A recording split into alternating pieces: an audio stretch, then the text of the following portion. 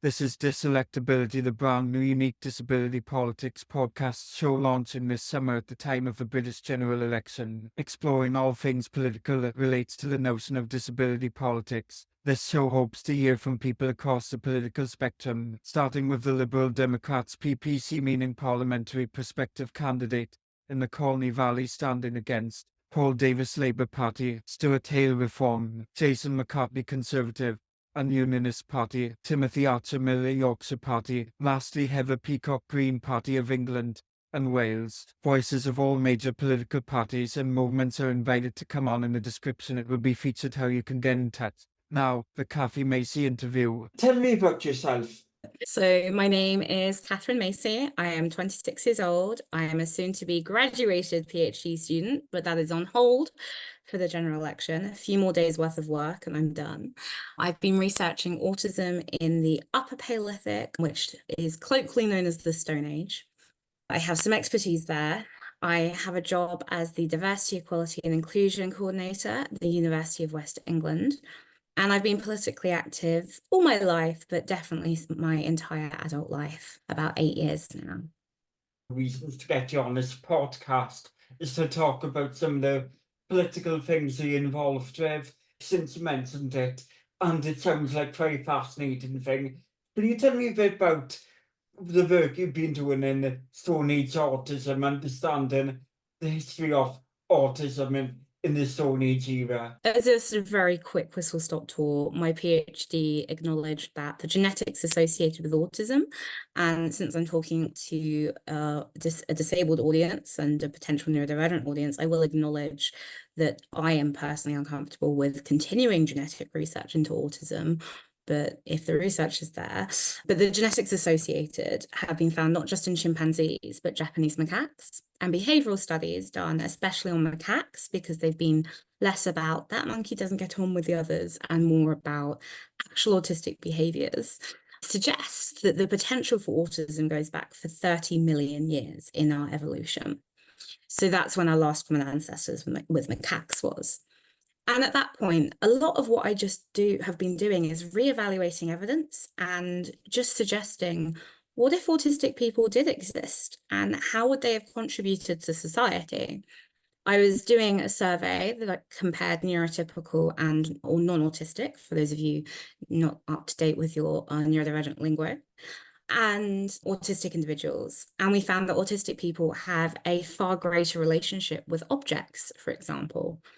And this could explain so much in the archaeological record. We've also found that the way that autistic people paint and do creative art and things is quite different. Beautiful and makes sense, but different. I've really pushed my PhD to try and highlight that neurodiversity is just as important as any other type of diversity. We need diversity of thought, we need diversity of cognition. And at the moment, we've built a society where neurodivergent people aren't allowed to fit. A lot of us suffer in many ways simply because of who we are. And it's like saying, I'm quite pale, I'm blonde, I've got very pale skin. And that evolved for a reason. It evolved because my ancestors decided they would go as far north as possible and go somewhere where the sun didn't shine as much. So I needed my ancestors to develop paler skin to get more vitamin D. On a really sunny day, I burn and it's painful, even in the UK, let alone if I go anywhere further south. And I see autism a bit like that. In some scenarios, it is a hugely useful thing.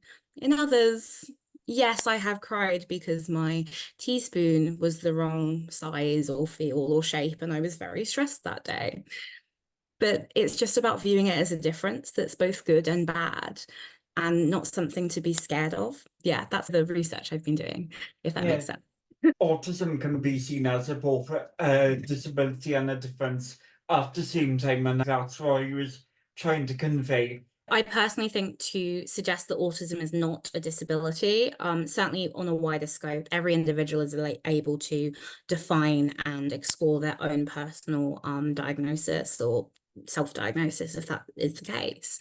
But to say autism has no disabling qualities in a modern environment, I think is very dangerous.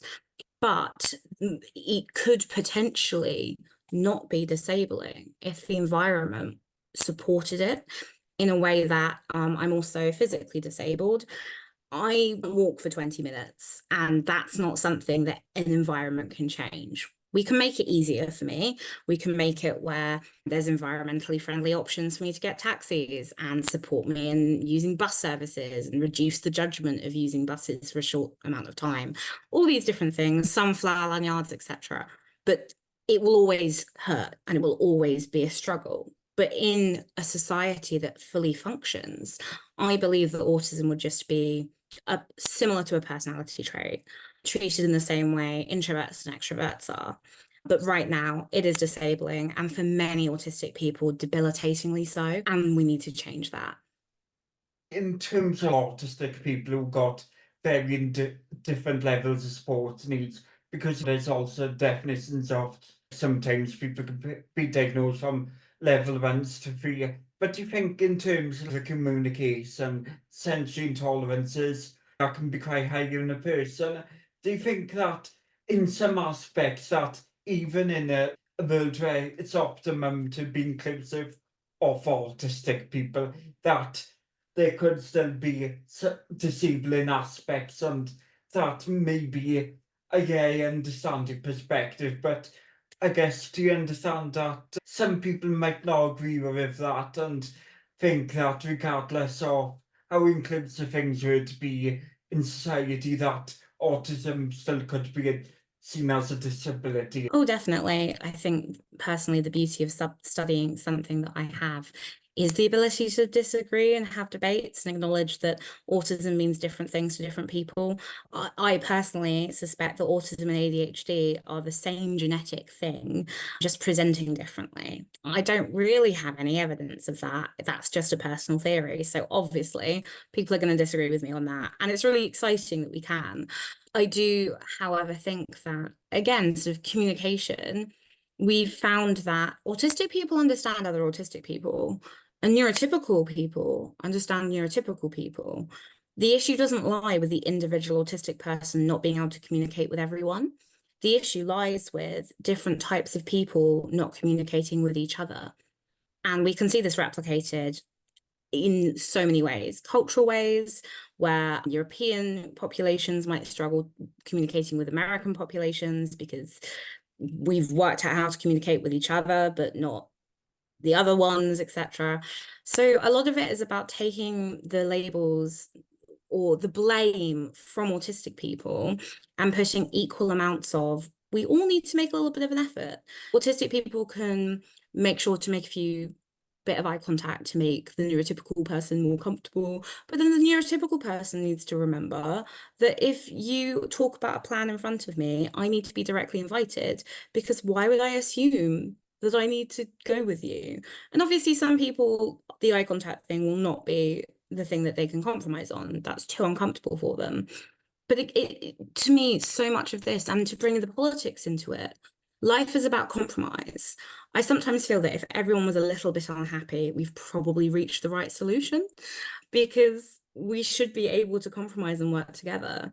Autistic people and neurotypical people and any other forms of neurodiversity, ADHD, dyspraxic, bipolar, schizophrenic, we should all be able to respect each other's differences and work with them and find the strengths that come from those differences.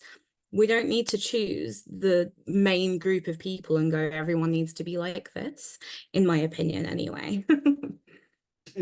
You find the politics links in with this, but as you said, you are autistic and were divergent yourself. But how, in terms of your own personal story of being neurodivergent, and plus your own personal story of being political, what is your own personal story of being neurodivergent, and how was politics linked in with that? I was very lucky. My mother knew I was autistic from a very young age. She said that she always thought, and then she came home, or we came home, and I put all my toys in a circle, sat in the middle, and I recited every single thing I had heard that day like a tape recorder. Obviously, what I was trying to do was play school, but I was doing it in an autistic way or a me way. And then we started to have trouble when I hit about 10 with a teacher. and she thought, this is where I get a diagnosis, so that we have, she always referred to the diagnosis as a tool, and we have the tool in the toolbox, and when it's appropriate, we bring it out and we use it. So I grew up from a very young age, mostly understanding this, and what autism was. The NHS then did lose my diagnosis, so I had to go through another diagnosis at the age of 16, which was in a way really useful, because when you're 10 and when you're 16, your understanding of how the world works is very different. And I've always felt very strongly that I'm just trying my best. But I've also felt really strongly that I want to change the world. And when you're 5, you think changing the world means I'm going to cure cancer, I'm going to do this, I'm going to be famous. And then I realized that changing the world can be changing one person's life and seeing the butterfly effects from that, or not even changing a life, just giving someone the confidence or giving someone the boost that means that they can go out and do that to someone else. And if you do it to 2 people and they do it to 2 people and they do it to 2 people, the world is better and the world has changed. And for me, that's what politics is.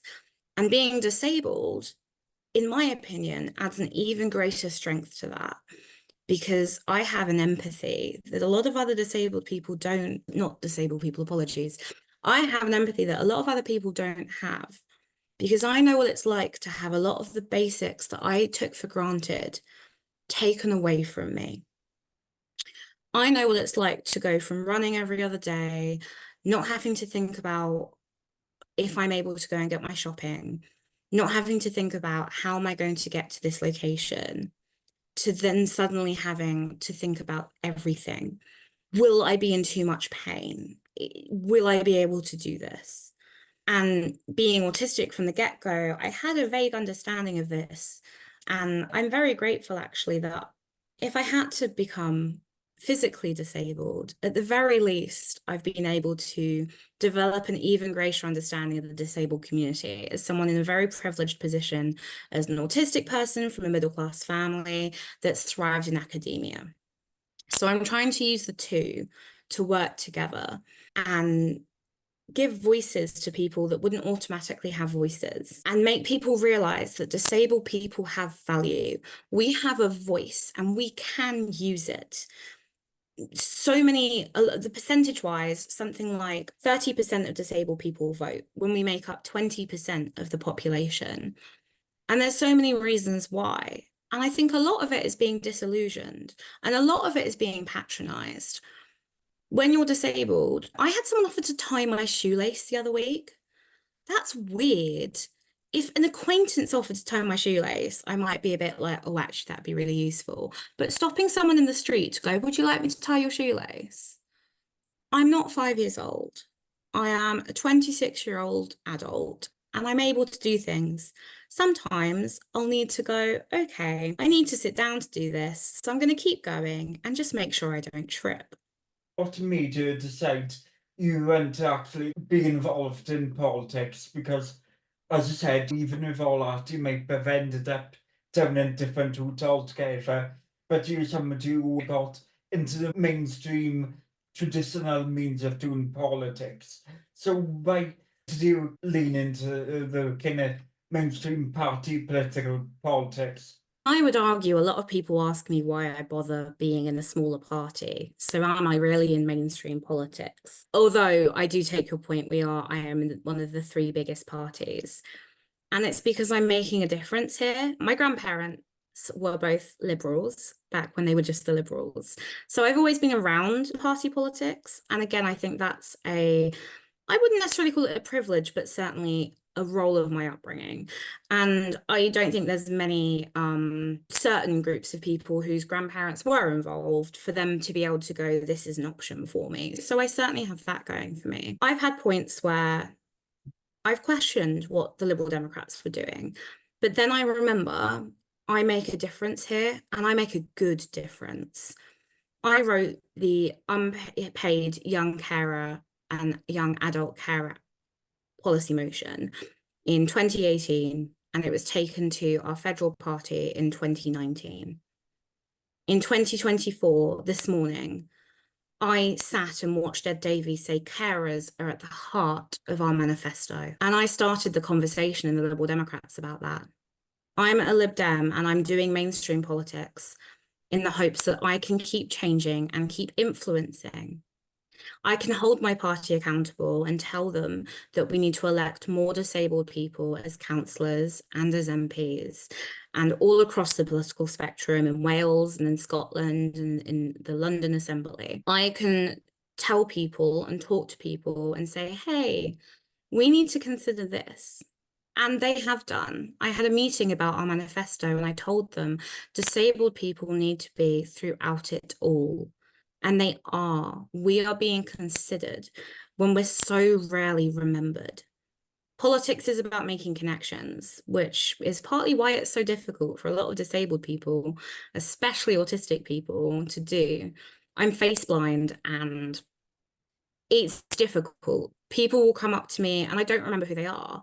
But if you're able to realize who they are and remember them, they feel special. And I feel really bad about that. And it's certainly a bit of a hindrance. But when I do know someone, I can spot them across the room because I've worked out how to tell how someone holds themselves. Is it a hindrance, or do I just need to redevelop my skill set to move away from a neurotypical mindset? And above all, politics is about knowing who you need to go to. And it's taking a while for me to learn that.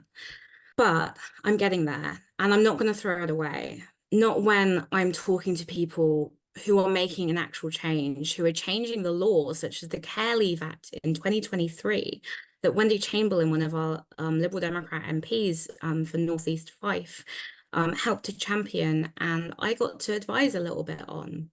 Obviously, not all carers are disabled, but carers are disproportionately more likely to be disabled.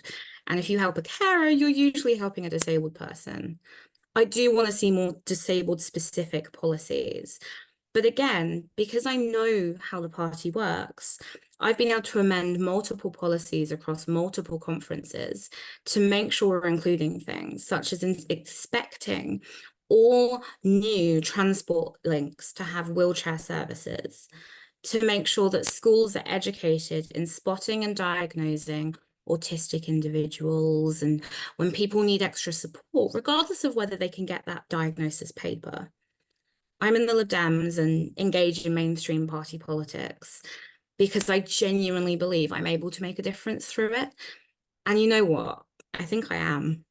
Some people may be wondering, you grew up in a family where you were exposed to liberal politics from your grandparents.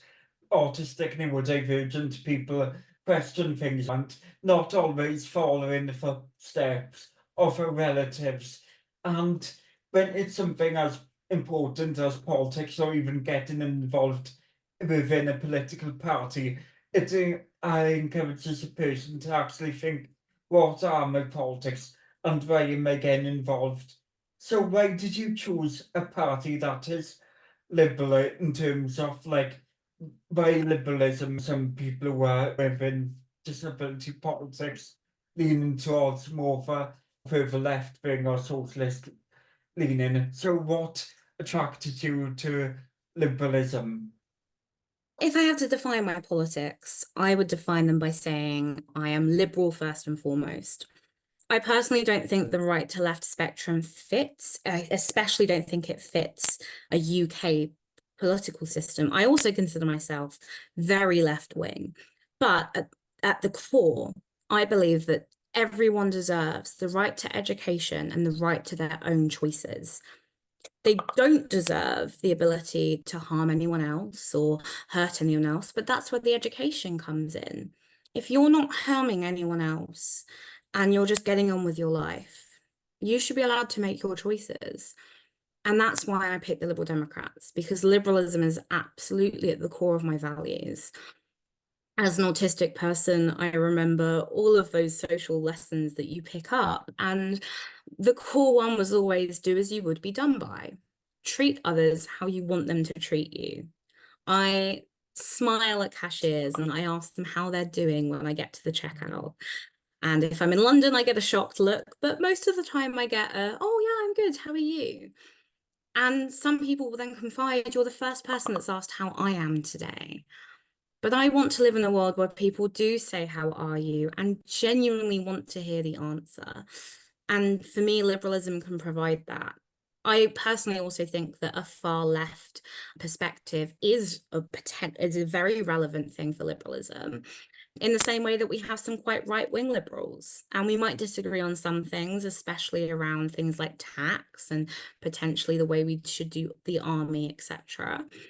But our core values are about those freedoms once you are no longer harming anyone. And I don't think that should be that shocking or that difficult to wrap your head around. I personally think a lot of people in this country are liberals, but they're not given that as an option because of the political system we have in the UK. So as an autistic person, I've very much struggled with the things that things are black and white. And I've taught myself to acknowledge the grey to the point it annoys some of my friends sometimes. And I'll bring up the grey area when actually they just want me to be sympathetic or something. And they don't want to think about the what ifs. My grey is my new black and white, where I go, oh, but we don't know all of the things now. And it can be very annoying for some people. But recognizing that there is more than either blue or red. There's more than the Conservatives or Labour, especially in the current circumstances. Another thing that really attracts me, especially to the Lib Dems and liberalism, is we are standing up for trans rights. Could we be doing more? Possibly. Are we doing better than any other party? Definitely. My research and my experience tells me that neurodivergent people and disabled people in general are more likely to identify in some form of queer. I identify as agender. I know you are also, I believe, non-binary, or certainly that I know you use they, them pronouns. And my research showed, I didn't ask if someone was trans, but I did offer all of the gender options. And autistic people in my research were disproportionately more likely to identify outside the gender binary. And that's without taking binary trans people into account. The Liberal Democrats aren't perfect, but they are striving to be better, especially on things like intersectionality. And for me, my identity is being agender, my identity is being autistic, my agenda is being pansexual or bisexual, my identity as being a physically disabled person all overlap. I would probably be better with the pain if I wasn't getting sensory overload, for example, at the same time. And that's what liberalism is to me. It's about freedom to be yourself. And it's about standing up to make sure everyone has that freedom to be who they want to be as much as they can be, whilst acknowledging that tolerance of intolerance causes intolerance. But when he was growing up, is it something that you studied politics when you were in A-level or comprehensive schools? And what has been your education like on? Did you ever question whether you had other political beliefs? So I've never actually studied politics, which always surprises everyone. And when you put me in a room full of other Liberal Democrats, there's a lot I don't know because I don't really care about politics. I care about people. But the way I help people is through politics, if that makes sense. And the only reasons I've questioned whether or not I belong in the Liberal Democrats is less about my identity as a liberal and more about the good that I think I'm able to do. I had a year or two where I wondered if I could do better in Labour and make more differences there.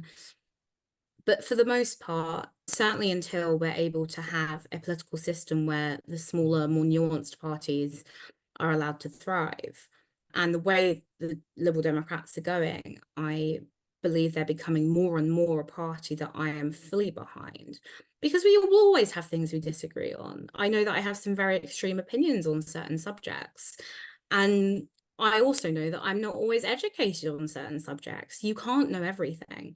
So I'm always willing to listen and respectfully disagree or have a quick conversation or even a debate that remains respectful and doesn't turn into an argument.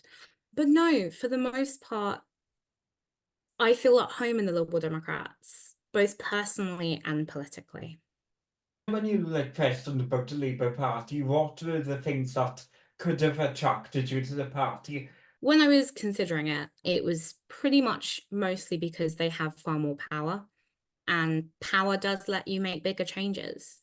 At the moment, a big thing that's stopping me joining is their stance on trans rights.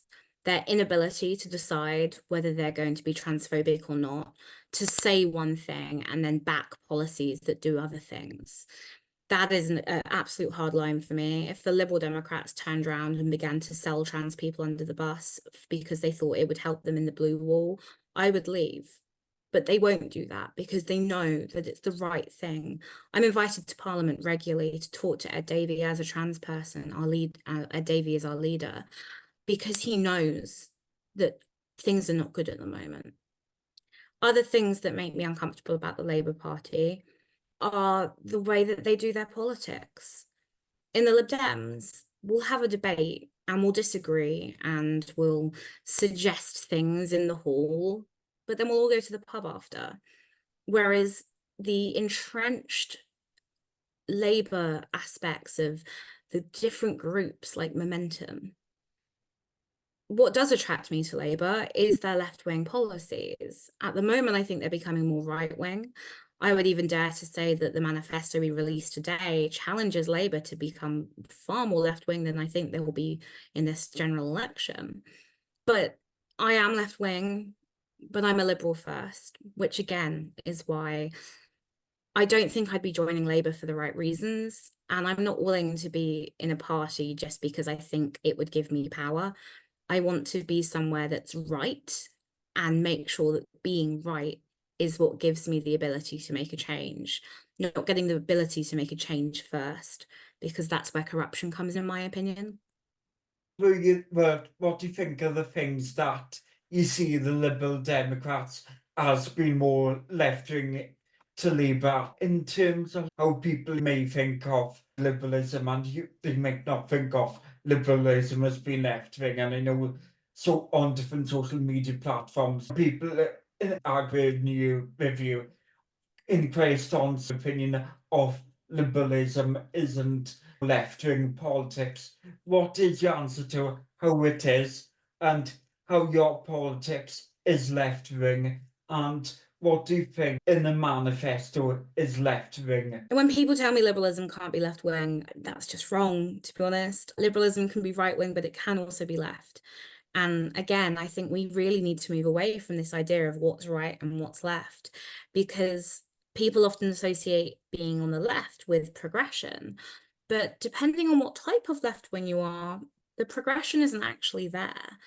And liberalism is always about progression. In terms of the manifesto policies, today Ed Davey said something that made my heart sing. Ed Davey said, the rich should be paying more. And he is 100% right. In the manifesto laid out today, it is fully costed. It explains how everything is going to be paid for, and it does not take into account the money that will be saved by investing in these things, such as social care, which would project to save several billion from the NHS if invested in properly. They've done a cautious yet ambitious manifesto. That includes giving tax breaks to lower earners, but taxing the 0.01%. These are the people that should be being taxed. As Ed Davey said today, the social media giants and the billionaires and the multimillionaires, we have been fed a lie that if we just work harder, we will succeed. It suggests that if you don't succeed, you've not worked hard enough. Everyone I know works hard enough to deserve to succeed, but not all of them do. Most people I know don't know how they'd afford 2 months' rent in a row without a paycheck. That's not okay. And in our manifesto, we recognize that the average everyday person needs a break while we actually tackle the economic inequalities in this country. And to me, that is one of the most left-wing things you can do, to acknowledge that people do not deserve more, especially if it's because of their parents or relatives or ancestors. But even if they've been more successful, maybe you can go on a slightly nicer holiday. Maybe you can afford to fly on holiday once a year, whereas other people can afford to have a caravan holiday once a year if you've been particularly successful. but it shouldn't be the difference between not knowing if you can feed your children and being able to get gold leaf on all of your food. And we're recognising that in the Liberal Democrats. And we're pushing for a manifesto that recognises the importance of investing in education, investing in healthcare, investing in social care, and making sure everyone has the equal chance to succeed and thrive in this country. In terms of what some of the questions I want to ask you about is also some of the roles and the things you do within the party. So what, being involved within the party, what are some of the roles and the things you've been involved with? I think every party is different. From the conversations I've had on panels about getting young people involved, from my Labour and Conservative and sometimes even Green, joining the Lib Dems, there's so many ways to get involved. We have your local party, which is your geographical closest group.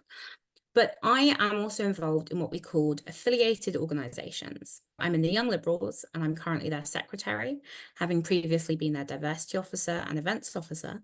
And I'm also the chair of the disability organisation. These are wonderful ways to get involved, especially if you feel a bit intimidated. I'm not going to pretend that every local party is as accessible and aware of disability as I would like, or as aware of how to treat someone in their 20s. But that's what the AOs are for, both to provide a space for people to engage with and to keep our party, the rest of the party, to account on those specific issues. And the Young Liberals, the disability group, and the LGBT plus group do a fantastic job. We have a whole group of them, and I wouldn't be able to go through all of them, but there's at least one for every diversity characteristic. And they're all fantastic, led by really amazing volunteers. So I chair the disability group, and I won't lie, it's difficult at the moment. COVID was difficult. I'm sure I don't need to tell why to what is probably a lot of disabled listeners, but for the non-disabled listeners, we lost a lot of people, and the people that we didn't lose lost a lot of energy, mentally, physically, emotionally. So at the moment, I'm trying to build back up, and I'm doing that with a mix of things. Making sure we're present internally. We're doing an internal campaign to get people to stand more Liberal Democrat disabled candidates. We're calling it Get a More Diverse Ballot because I thought stand or run could potentially be seen in poor taste. But we're then doing an external campaign as well. We want to push to bring benefits in line with inflation. The 10 Christmas bonus would have got you 60 pints of milk when it was introduced. Now it would get you 2 or 3. I've got those wrong. I've got those numbers wrong. The £10 Christmas bonus, when initially introduced, would currently be worth about £150 in today's money with inflation. £10 is a slap in the face and would barely buy you the vegetables for Christmas dinner. £150 could be the difference between you not having to worry about buying your children or yourself that extra special thing, and really would be a Christmas bonus. Not all disabled people are on benefits, and in fact, we were saying today in the manifesto launch, providing a more fair and caring society where disabled people who can work are fully supported to is an incredibly important thing. We shouldn't be valued by whether or not we work or not, but we should be allowed to if we want to. But ensuring those who are unable to work, for whatever reason, are financially stable, meaning they can either get into work when they wish without risk of losing money or feeling unsafe, or able to live a life that they deserve if they'll never be able to work, is incredibly important to me. That's a little bit of an insight into the kind of work that I do. I try to hold the party to account internally while pushing for us to be better externally on disability rights. It's an important thing for any members of political parties and whether even outside of political parties to be able to kind of hold political parties accountable, campaigning to get more disabled representative, regardless where you are on a political spectrum. It is most definitely important. Within your campaign, what do you find are things that have worked, and have you been able to make it successful for this election? I know this election you are standing yourself. So what are the things that, as a disabled person, that could make standing as a candidate win with any type of seat more accessible, and rather this 2024 election is looking to get more disabled representatives? In the last general election, or the last parliamentary cohort, 5 people publicly declared that they were disabled. I know of a few MPs that are disabled but don't publicly declare it, and I think that's fine. And no one is owed to an MP's personal life, especially if it doesn't impact on their work that they do for us as their constituency and their country. But it remains 5 people were publicly disabled. One of them is standing down, I know, at least. And that's less than 1% of MPs.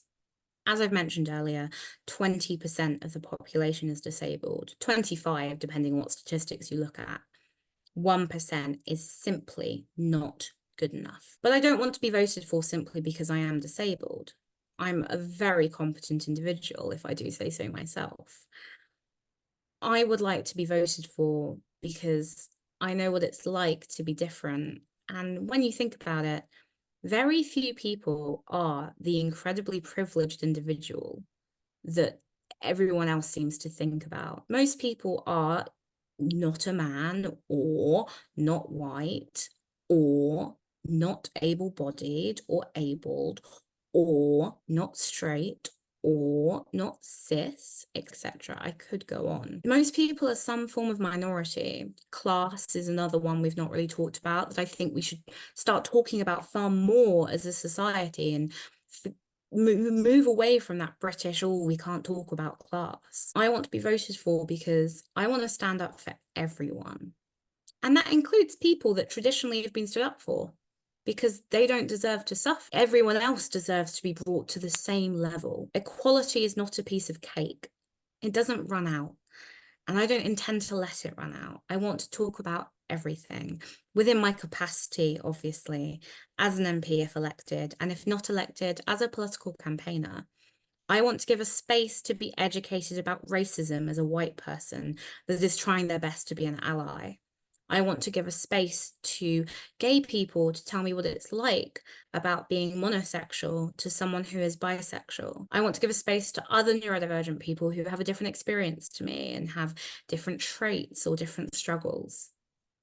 I'm one person and I have my experience, but I'm never going to pretend that I am able to speak for all people from what groups that I identify as. And I like to think that means I would be a good MP because I would listen to my constituents. In terms of disability specifically, I will continue to push for disabled representation, ensuring that SEN support is in as many schools as possible. I helped to write a Young Liberals policy motion, which we might take to our federal party at one point soon, about SEN education, ensuring that as many disabled children as possible are able to be in mainstream schools, not because it saves money, but because it stops them being separated. With the right funding and the right investments, most disabled people are able to live amongst not normal, that is a horrendous phrasing, and I'm going to rephrase that. It's been a very long week. Most disabled people are able to live amongst anyone else that they want to. There will always be exceptions, and I'm not going to pretend that things are black and white. As we've said, I've really tried to overcome the black and whiteness of my childhood autism. But ultimately, it's about that. It's about telling disabled people that they are important, and if they want to do something, they should do it. And I want to run for Parliament, so I will do it. And I hope as many disabled people as they want come and join me. Are you aware of many people, within, whether it is within the Liberal Democrats or within other political parties, what awareness have you got of disabled people running in this general election and coming to be candidates for 2024 to 2029? how much are you aware of in terms of people who are openly disabled are standing for candidacy? I know at least 2 people in my party who are openly disabled. It's important to note that I could probably name about 50 of our candidates out of the 630 that we're standing. And I don't know every Liberal Democrat. Yeah.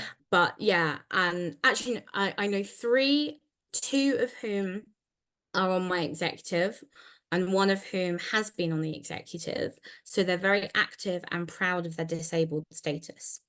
A big issue, though, I think, is that disclosure. I see it in my work at university. I see it throughout politics. And when we're looking at our statistics, when we're trying to make sure that our selection and our candidate stuff is all going as fairly as possible, disabled people do not disclose they have a disability. And that's an issue. Why is that? There's so many reasons. We need to learn why as a party, as a culture, and we need to change it. I personally think being judged, experiencing ableism is a big factor in that. So this is where educating people it comes into play. But yeah, to go back to the actual question that you asked, too much of a politician, clearly. I don't know as many as I would like. Whether that's because they're not willing to disclose, whether that's because I don't know them, whether that's because they're not there, I don't know. But one way or another, I'm going to change that. How do you hope to change that? How do you hope that people, how more disabled people can be standing for parliament and actually get elected? The get elected part we're working on, especially as Liberal Democrats. But to go in order, I initially went for my approval. Most parties expect you to go through approval to stand. I went for mine because we said we should get more young people running. And I said, if I go through the process, I can work the process out and help other people. So I've done that and I'll do that. I also want to then reach out to people. The Ask Her to Stand campaign did fantastic things for engagement of women in politics.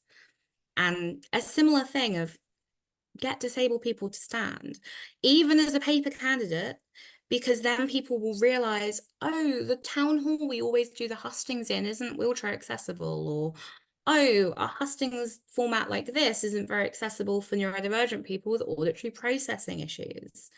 Simply putting someone on the ballot paper can go really far to starting this journey. In terms of getting them elected, it's an internal process as well as an external one, especially as a Lib Dem. Right now, I'm unconvinced I would be able to be elected. A whole factor of reasons, but one of them is I can't canvass. I can't deliver. It's too painful. On a bad day, a 5-minute walk is painful. On a good day, I can do about 20. If someone really wanted to talk to me, I could get a car, get someone to drop me off, and I would. But you're expected to do so much more as a candidate, and we need to shift away from that. Again, if we potentially change the system to something not first past the post and proportional representation, I think that would help diverse candidates who don't live in a seat that they could win in by being the local candidate. And diverse people, disabled people, women, ethnic minorities are disproportionately held to account on issues like that. We need a culture change within politics. We need a culture change within this country. And we need people like myself who are willing to lead that charge. I can't do it alone. I won't do it alone. I don't have the skills to do it alone, but I have some of them and I have some energy and I'll use it.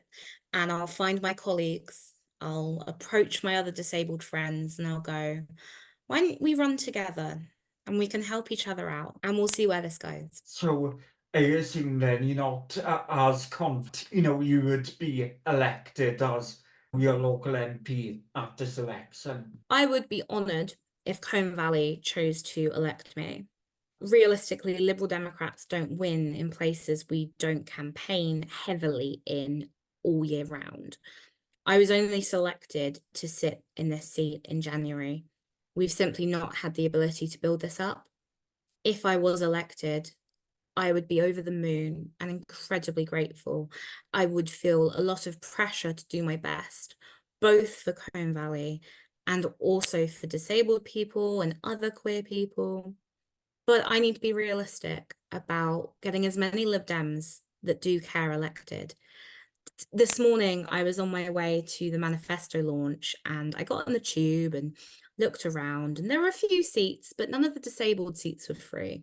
And a man got up and let me sit down, which I was grateful for, because if you have to walk past people with the stick, etc. And we get off at the same tube station and we start walking the same way. And then I realize this person is one of our candidates, our Wimbledon candidate, Paul. And he said, I didn't recognize you. I'm so sorry. And I said, I didn't recognize you either. I'm face blind. That whole conversation happened. I want people like that in Parliament who don't offer me their seat because they know me, but they offer me their seat because they know it's right. And by making sure that as many Lib Dems like that are elected, we can make a difference for disabled people, and we can make sure we get more disabled people in Parliament next time. And maybe also make some disabled MPs more confident in telling the public that they are disabled. What do you think are the barriers of people not wanting to disclose they are disabled? I know some people I've chatted to on a podcast before have said it's something that you shouldn't have to, the accessibility, the accommodations should be there with or without a diagnosis for self-diagnosis disability. But in terms of actually being open and speaking about being disabled, politics, being quite personal and sharing your own personal story, as it's sometimes what people like from a politician. Do you think that, and sometimes it could be seen as maybe beneficial to your own, putting through your own policies, especially if you're campaigning for something about disabled policy and campaigning for your constituents in the parliamentary speech? So what do you think are the main barriers to actually disclosing a disability or coming out as disabled within politics? I think it's difficult because disabled people don't owe other people their story. Not all disabled people can say, oh, yes, no, I'm not disabled, because if you have a visible disability, but some people can. Disclosing it can be exhausting. I don't know about you, but the amount of times I tell someone I'm autistic, and it comes up quite regularly because of my PhD subject. You don't look it, you don't seem it, you're talking to me fine. Yeah, and I'm exhausted and I want to go and have a nap. That conversation can be tiring, especially when you have it every other day. As well as that, people will treat you differently. I once went on a date and I mentioned being autistic about halfway through, and he started treating me completely differently. It changes how people see you. And when you're running to be a politician and an MP and telling people you can get the job done, people patronize disabled, people view us as children that need support, or people that can't do things for themselves. When actually we just do things a bit differently most of the time, especially those of us who've decided that we're going to be pig-headed enough to run for Parliament. We need to change that narrative and change, but we also need to be aware that I choose to talk about my personal life. When I taught undergraduates last year and I told them I was autistic, I had several come up to me at the end and say, I've never met an autistic academic before, which is definitely wrong, but certainly not one that disclosed their autism. You make me feel like I can actually finish my degree. And that's why I talk about it, because I was a young child once that had no role models.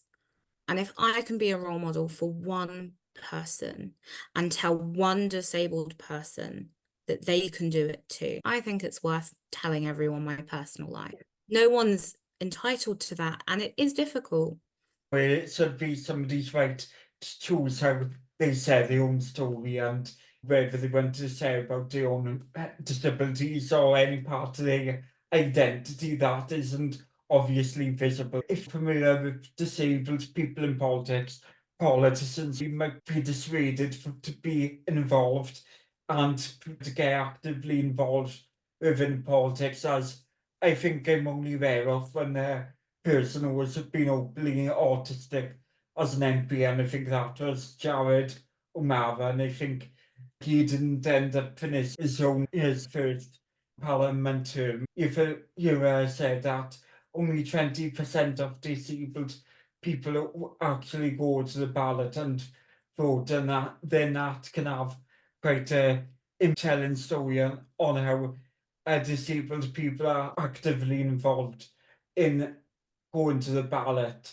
and voting and getting involved in the traditional means of doing politics. In my opinion, people don't vote for two reasons. One, they're so disillusioned, everyone's the same.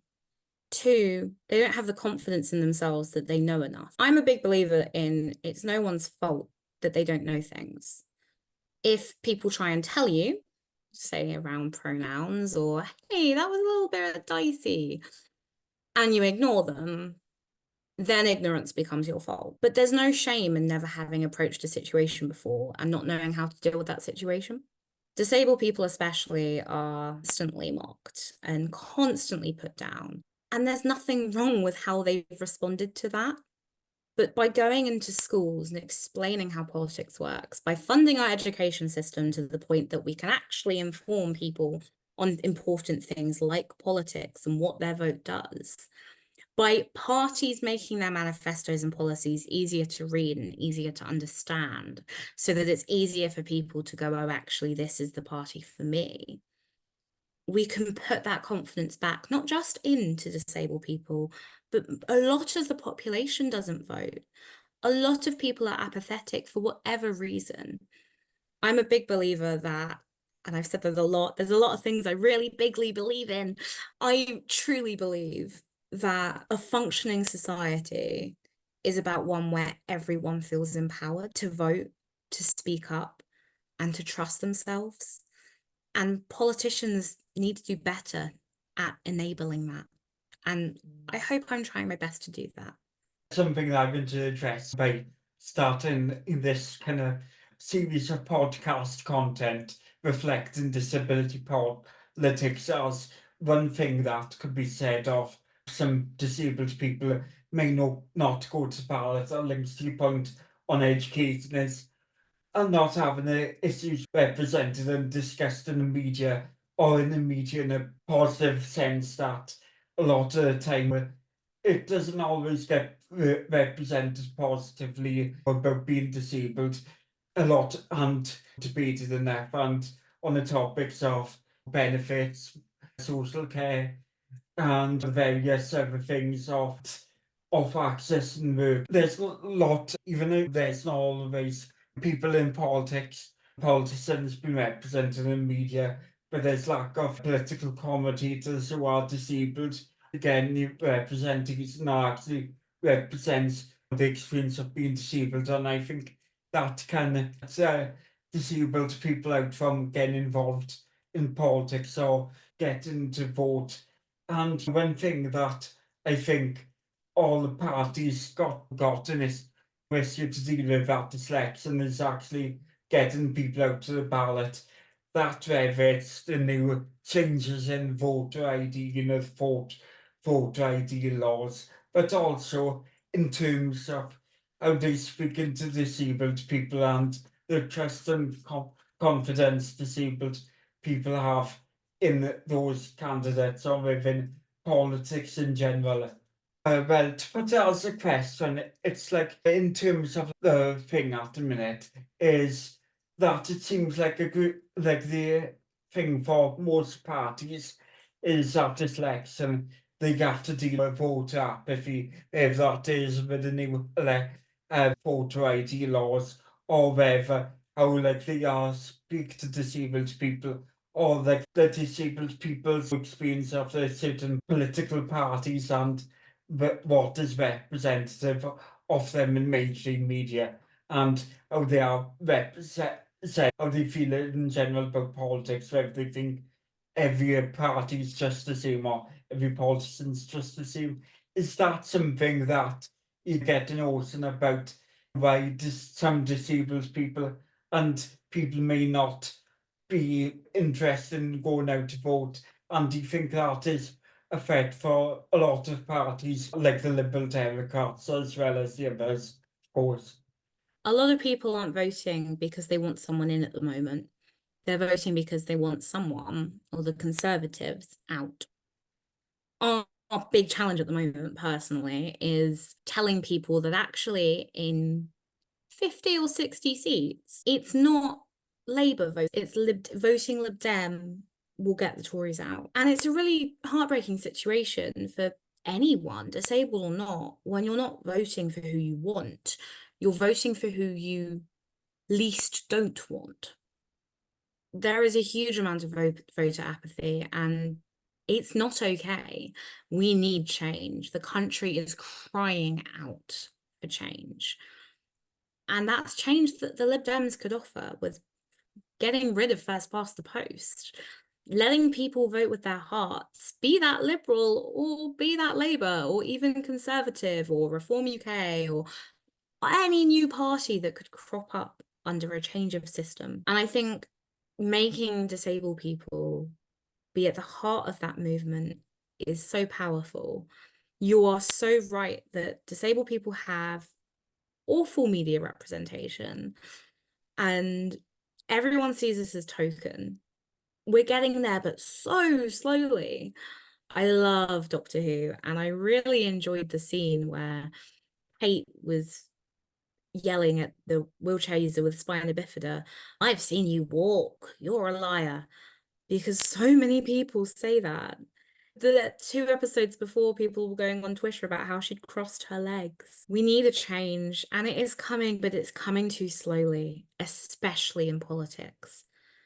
Parliament isn't an accessible building.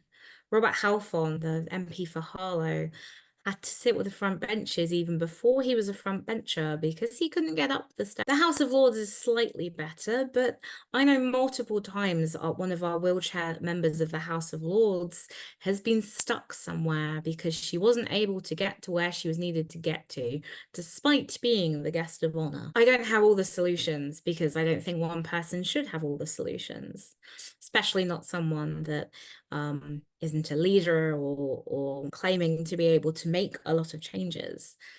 But I do have the passion to keep making sure we're thinking of disabled people as we make the changes that we so desperately need. But with the idea of this election that the vote is to get the Tories out. But how do you feel as a member of the Liberal Democrats that might be voting for the Liberal Democrats but not in actually wanting them to be their local representative or feel that they represent them, but choosing them as they have somebody off the Liberal Democrats or off Labour Party or whatever, that just because they aren't the Conservatives and just voting for change, but not convincingly 100% for that change. There will be people that do that.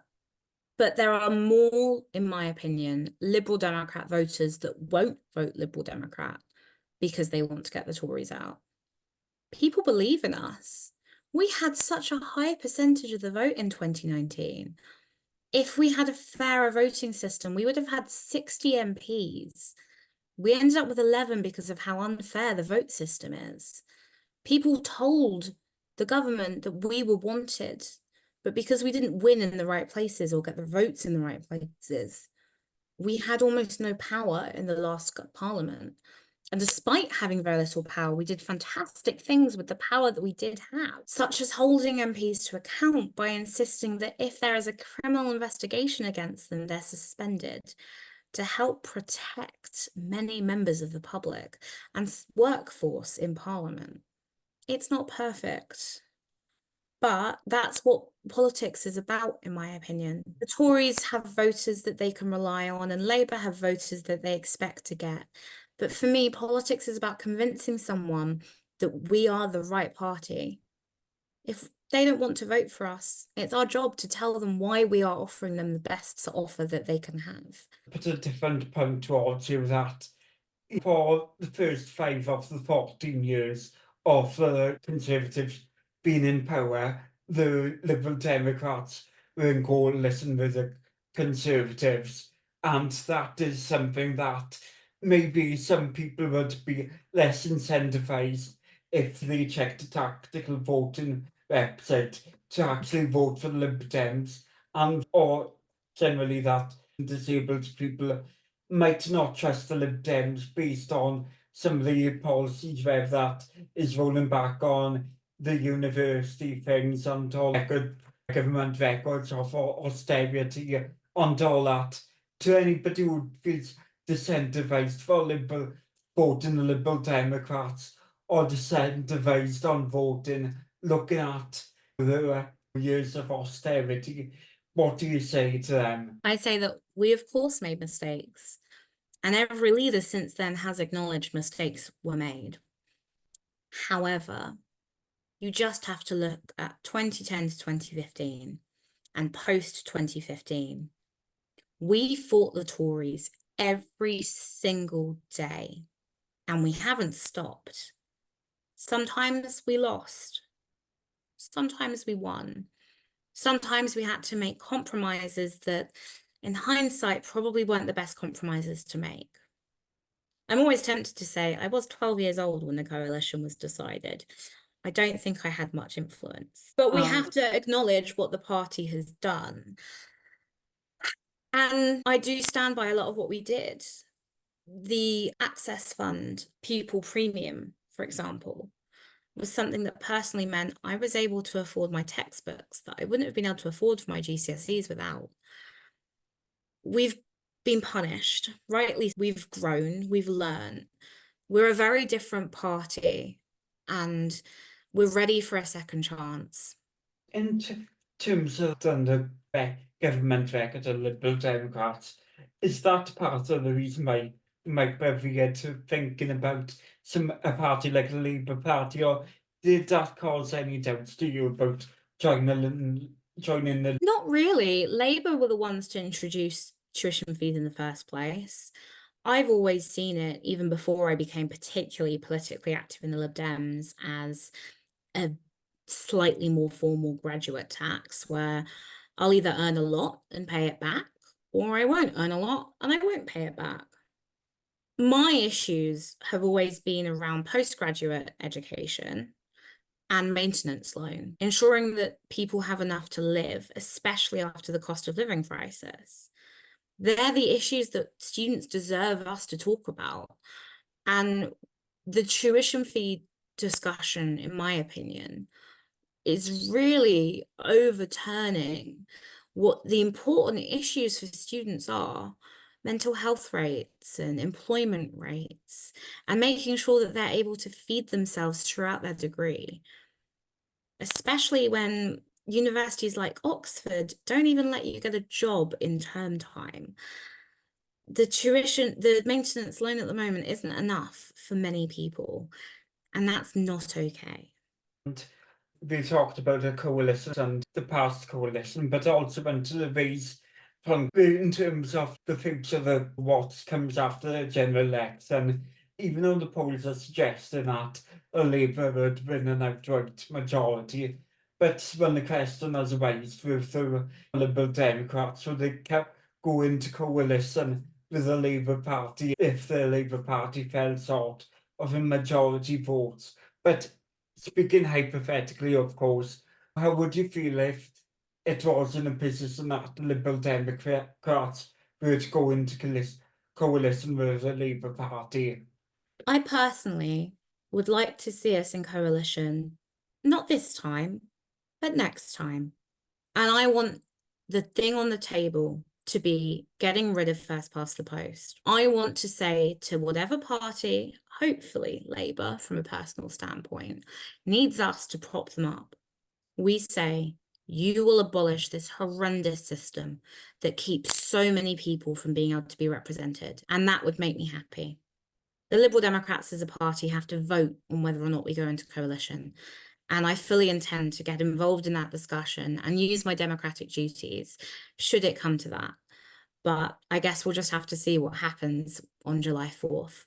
In terms of future coalition, you would be open-minded to coalition with Labour. But would you be that, like, if they came up against, again with the cards, if, like I said in the government after this one, after that election, if you said that within that in next Tim, if you were Liberal Democrats were to go into coalition with the party, would you support them if they went into coalition with the Conservatives or a party that is more right-leaning to the Liberal Democrats? It would depend on the deal. I don't want to rule anything out because I don't know what it will look like. If the Conservatives lose the seats that some of them are projected to lose, we might be talking about a very different Conservative Party, in the same way that something could happen to Labour, and we would be talking about a Labour Party that I no longer feel safe being in coalition with. Ultimately, I am one voice, and while I am a candidate, I'm certainly not the defining voice of this election campaign. And I have faith in the Liberal Party to decide what is best, not just for our party, but our country. Last two questions. Firstly, what do you hope to see come out of this election? Secondly, what do you think we should be talking in terms of like disability politics? What I want to come out of this election is for the Liberal Democrats to have a firmer hold on our values and where we're going as a party. I would like to see many more Liberal Democrat MPs elected. There are a few that I do really rather want in Parliament because I think they would be fantastic Liberal voices.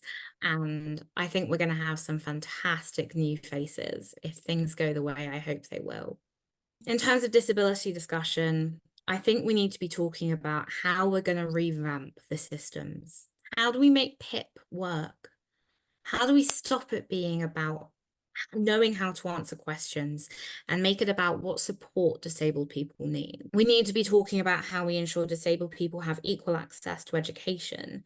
I would love for us to talk about equality of marriage for disabled people so that disabled people don't end up financially trapped in a potentially abusive relationship. There's a lot that we need to be talking about, but right now, unfortunately, the one word answer is the basics, or two words, I suppose. We are not where we should be at all. We need to focus on the basics so we can build up and make this a country that disabled people are proud to live in and feel able to thrive and be exactly who and where they want to be. On listening back to this interview, I know there are things I could have pushed on more about the coalition in regards to the open-mindedness of a Conservative coalition. Again, considering how it went last time, it was fair to want to explore this further. Understandably, it wasn't the point made about the Conservative Party of today, but that of 5 to 10 years' time in which they could see a more Trumpy and populist future of the internal battles with Nigel Farage on more of the party's past record. Apologies if you missed out opportunities to hear other areas of the party's policies and record scrutinized further. I am looking for candidates across the political spectrum to join me on this podcast, so get in touch if you are a representative of a political party, movement, and disability political campaigner and policymaker. I want to hear from many of you, from the SNP, Reform UK, to the Socialist Movement of Transform UK, the Conservatives, Green Party, Labour Party, and so on. Also, if you have any comments about the podcast, the election, how you are feeling about life in the UK right now as a disabled person, and what matters to you, or have any questions, get in touch. Email neurorainbow@neurorainbowproject.com or follow on social media, Neuro Rainbow Project, and direct message on those platforms and use the tag DisElectAbility. I'll drop link to more information below. Coming in the next episode, I'll be catching up with Kira McCarthy,